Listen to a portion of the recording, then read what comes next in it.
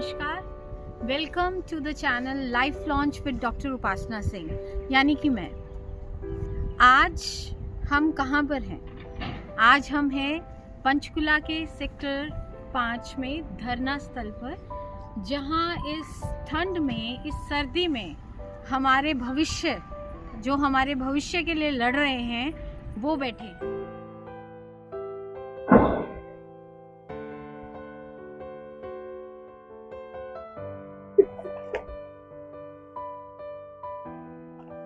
इस समय मुझे अर्जुन सिसोदिया जी की 4 लाइनें याद आ रही हैं। अपना अपना युद्ध सभी को हर युग में लड़ना पड़ता है, और समय के शिलालेख पर खुद ही खुद को गढ़ना पड़ता है।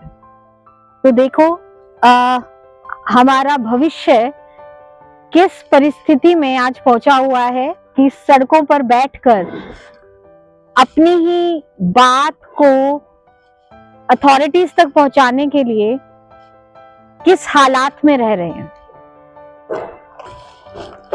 नमस्कार सभी को।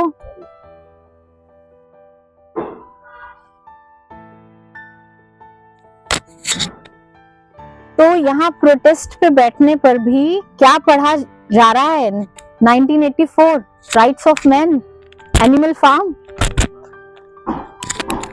क्या चल रहा है?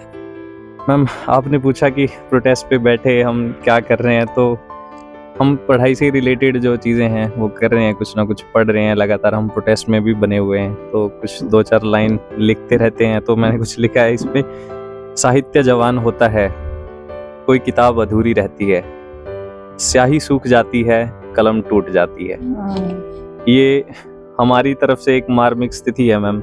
जैसा कि सबको पता है कि HPSC का जो असिस्टेंट प्रोफेसर का इंग्लिश का जो एग्ज़ाम हुआ था, उसमें जो भी रिजल्ट्स को लेके डिस्पैरिटीज़ हैं वो देखने को मिली हैं। स्टूडेंट्स के हित में जो रिज़ल्ट नहीं आया, कैंडिडेट्स के हित में रिज़ल्ट नहीं आया, उसको लेकर हम प्रोटेस्ट में बने हुए हैं मैम। हमने एक आवाज़ हम सरकार के सामने अपनी रखना चाहते हैं कि जो भी हमारे साथ चीज़ें गलत हुई हैं, हमारा जो मनोबल टूटा है, हमारी कलम है। ये मैंने इस वजह से लिखा क्योंकि मैम बहुत समय से बहुत सारे कैंडिडेट्स थे, वो लगे हुए थे पढ़ाई में, अपनी मेहनत जारी कर रहे थे, अपनी लाइफ की जो अपनी ज़िंदगी की एक किताब लिखने में लगे हुए थे, एक अच्छी किताब लिखने में लगे हुए थे।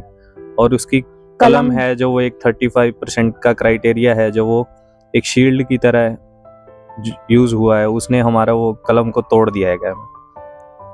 तो फिलहाल तो ये बच्चे जो हैं, जो अपनी मांगों को लेकर 29 दिसंबर से बैठे हुए हैं इतनी ठंड में, ये बड़ा ही मार्मिक स्थिति है। बहुत ही हताश बैठे हैं। ये कहना है कि हमारी कलम ही तोड़ दी है।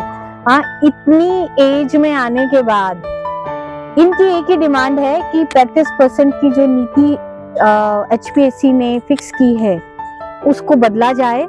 और दूसरा, पैरामीटर्स क्या सेट किए गए हैं, इनको अभी तक इसके बारे में कोई जानकारी नहीं दी गई।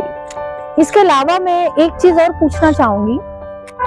इतनी ठंड में आप बैठे हैं, पहले तो माता पिता और गुरुजनों का पूरा सपोर्ट होता है कि जब आप पढ़ाई कर रहे हैं, दिन रात आपने मेहनत की, और अब आपके माता पिता को ये बताया कि हमारा बच्चा इतनी ठंड में यहाँ पर बैठा हुआ है। पंचकुला, अब ये स्थिति आ गई है कि प्रोटेस्ट करना पड़ रहा है। एक शिक्षक को, भावी शिक्षकों को प्रोटेस्ट करना पड़ रहा है। उनका क्या रिएक्शन है? उनके फोन आते हैं माता पिता के, क्या मेंटल स्थिति उनकी भी है इस टाइम? जी मैम, हम जैसे काफ़ी लंबे समय से हम इसकी जो वैकेंसी का वेट भी कर रहे थे, और काफ़ी अच्छे से तैयारी और लंबे समय से तैयारी कर रहे थे।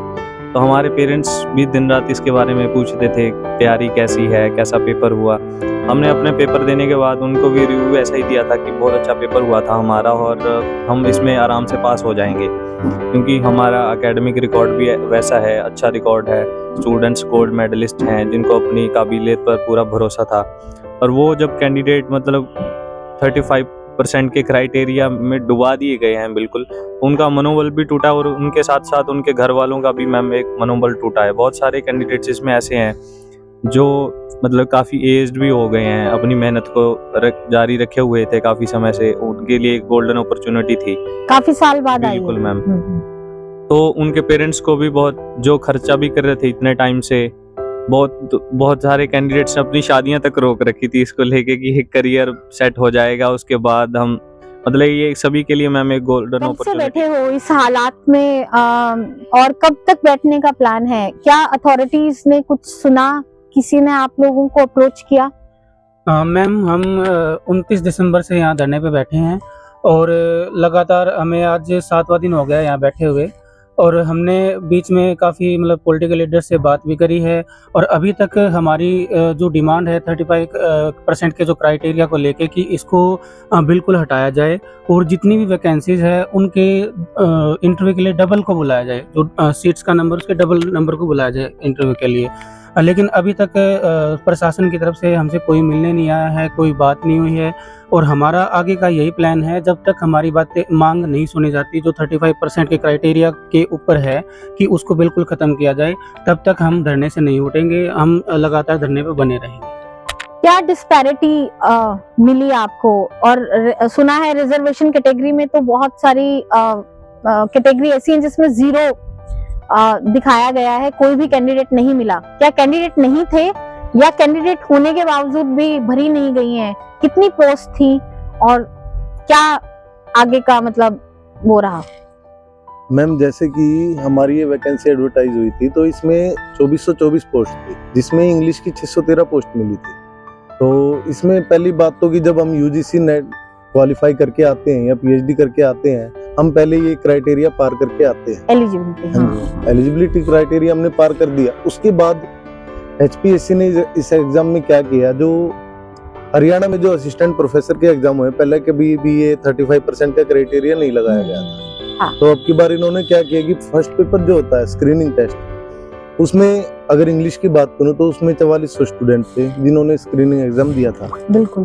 तो उसमें क्राइटेरिया था कि जो बच्चा 25% स्कोर करेगा वो सब्जेक्टिव के लिए एलिजिबल होगा। तो उसमें मैम 2250 बच्चों ने क्वालिफाई किया। उसके बाद क्या होता है, फिर सब्जेक्टिव एग्जाम होता है जिसमें 15 क्वेश्चन दिए गए थे, 10-10 नंबर के, 3 घंटे का ये एग्जाम था। तो उसमें 35% यानी कि 52.5 नंबर लेने जरूरी थे सिर्फ क्वालिफाई करने के लिए। तो जब रिजल्ट आता है तो हम क्या देखते हैं कि सिर्फ 151 बच्चों को क्वालिफाई करवाया गया और बाकी सबको ये बोल दिया गया कि आप डिस्क्वालीफाई हो गए, आप फेल हो गए। तो जब हम मिले भी चेयरमैन सर से जाके कि सर ये हमारा रिजल्ट कैसा आया है, कि हमने तो एग्जाम अच्छा किया था, हमें तो 35% तो मिलने ही चाहिए थे। तो उन्होंने बोला कि हरियाणा की यूनिवर्सिटी अब इनकम्पिटेंट है। तो आप ये बात अपने प्रोफेसर से पूछो जाके कि आपका एग्जाम क्यों नहीं क्लियर हुआ, उन्होंने आपको कभी ऐसा क्यों नहीं बढ़ाया कि आप ये एग्जाम क्लियर कर पाते। ये कह देना मात्र कि हरियाणा की यूनिवर्सिटीज इनकम्पिटेंट है, वहाँ के प्रोफेसर्स इनकम्पिटेंट है, ये बहुत बड़ा एक एलिगेशन जो है वो एक आला अधिकारी जो है वो इनको लगा देते हैं।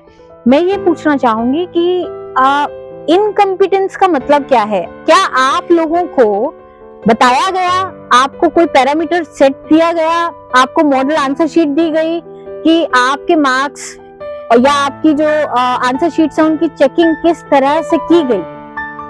मैम सबसे पहले तो इनकम्पिटेंसी की बात है वो मैं बताना चाहूँगा कि जो यूनिवर्सिटीज़ हैं हरियाणा की, एमडीयू जैसे हो गई, रोहतक में है यूनिवर्सिटी और कुरुक्षेत्र यूनिवर्सिटी, बहुत सारे कैंडिडेट्स यहीं से पढ़े हुए हैं और रिसेंटली गवर्नमेंट ने इन यूनिवर्सिटीज़ को A++ ग्रेड मतलब असाइन की है और यहाँ से कैंडिडेट्स ने ग्रेजुएशन भी की, उसके बाद मास्टर्स भी की, नेट JRF करके PhD भी की वहीं से, और सारा एकेडमिया मतलब ऐसी यूनिवर्सिटीज़ पे टिका हुआ है। तो ऐसी यूनिवर्सिटीज़ को अधिकारियों द्वारा यदि इनकम्पिटेंट बोला गया है तो इसमें भी बहुत बड़ा पैराडॉक्स है, या तो ये पूरे एजुकेशन पर ही एक बहुत बड़ा सवाल हो गया। अब हमें ये नहीं पता कि हमारी एजुकेशन इनकम्पिटेंट है, हमारी यूनिवर्सिटीज़ इनकम्पिटेंट है, हमारे प्रोफेसर्स इनकम्पिटेंट हैं, या ये सिस्टम ने डेलिब्रेटली कुछ किया है हमारे साथ। ये बहुत बड़ा पैराडॉक्स है। और दूसरी बात जो मैम आपने आंसर शीट की पूछी थी, जो आंसर मॉडल आंसर की, हमें ऐसा कुछ भी प्री प्रोवाइडेड कुछ नहीं था मैम कि हमारे पास कोई आंसर की थी सैम्पल क्वेश्चन पेपर भी नहीं था हमारे पास, ना ही कोई एडवर्टीजमेंट में चेकिंग क्राइटेरिया मेंशन है कि किस तरीके से चेकिंग की जाएगी, पॉइंट्स में चेकिंग की जाएगी, जैसे थियरी वाले क्वेश्चंस में यूजुअली ये होता है कि जैसे यूपीएससी में एक क्राइटेरिया है कि क्राइटेरिया कितना, होता है मैम कि इंट्रोडक्शन के इतने मार्क्स होंगे, बॉडी के इतने मार्क्स होंगे और कंक्लूजन के इतने मार्क्स होंगे। तो हमें तो ये भी प्रोवाइडेड नहीं था मैम इस पेपर के रिगार्डिंग।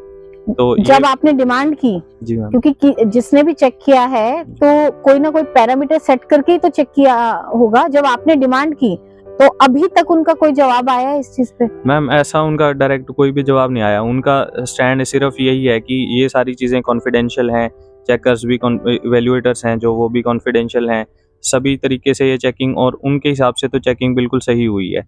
दूसरी बात, जो ऑफिशियल प्रोसीजर था मैम, जो आरटीआई बच्चों ने फाइल की थी, तो उसका भी उन्होंने रिप्लाई यही दिया है कि अभी ये भर्ती है जो ये अंडर प्रोसेसिंग है, जो ये पूरी होगी उसके बाद ही हमें शीट देखने को मिलेंगी। और दूसरे जो कैंडिडेट्स हैं मैम दूसरे सब्जेक्ट्स के, जैसे डिफेंस के कैंडिडेट्स थे, वो बहुत सारे कैंडिडेट्स मैम अपनी शीट्स, मतलब जो प्रोसेस पूरा हो चुका है उसके बाद अपनी शीट्स देख के आए हैं, तो उनको जो मार्क्स दिए गए वो मतलब वेग हैं। मैं पूछना चाहूंगी कि सुनने में ये आया है कि जो 151 से अब घट के, वैसे मैं बता दूं कि 146 बच्चे रह गए हैं, उन 146 बच्चों में से उन 146 बच्चों का इंटरव्यू फिक्स हो चुका है और वो इंटरव्यू जनवरी में ही है। तो आप लोगों का सुनवाई कोई हो नहीं रही है, तो आगे का प्रोसेस क्या रहने वाला है? कि उनका तो इंटरव्यू लेटर्स शायद पोस्ट भी हो गए हो।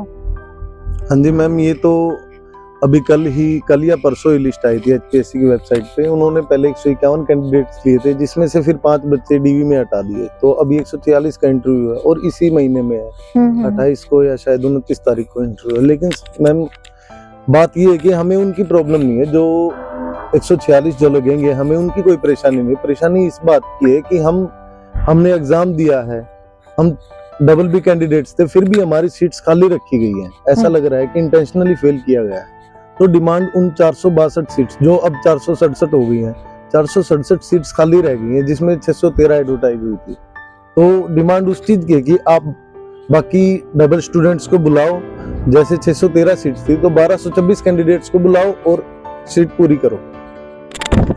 मेरा अगला क्वेश्चन ये है कि रिजर्वेशन जो कैटेगरीज थी, आप जब नेट का एग्जाम देते हैं या किसी प्रकार का कोई और भी आप एग्जाम देते हैं, तो उसमें जैसे 35% की नीति एक बनाई गई, कैपिंग की गई, तो क्या ये कैपिंग रिजर्वेशन कैटेगरी के लिए भी उतनी ही थी?